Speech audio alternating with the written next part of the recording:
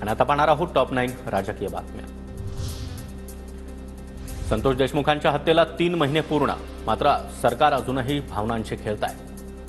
धनंजय मुंडे यांना आरोपी केला, त्यांचे 4 महिन्यांचे सीडीआर तपासा, मनोज जरांगेंची मागणी।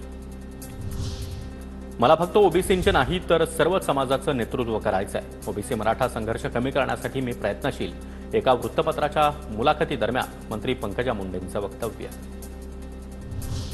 संतोष देशमुख हत्या प्रकरणामध्ये जो कोणी तपासामध्ये सापडेल त्याला आरोपी करावंच लागेल।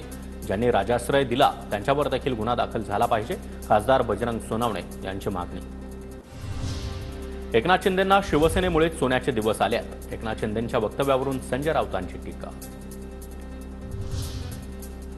बाळासाहेबांच्या विचारामुळे आम्हाला सगळं मिळालं, आम्ही बाळासाहेबांचे विचार सोडले नाहीत, संजय शिरसाट यांचं राऊतांना प्रत्युत्तर।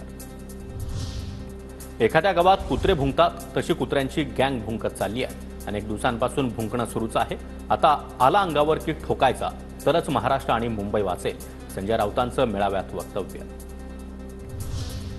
मी सर्वांच्याच संपर्कात, भाजपच्या संपर्कामध्ये आहात का, या पत्रकारांच्या प्रश्नावर जयंत पाटलांचं उत्तर। जयंत पाटील माझ्या संपर्कात नाही, गिरीश महाजन यांची प्रतिक्रिया।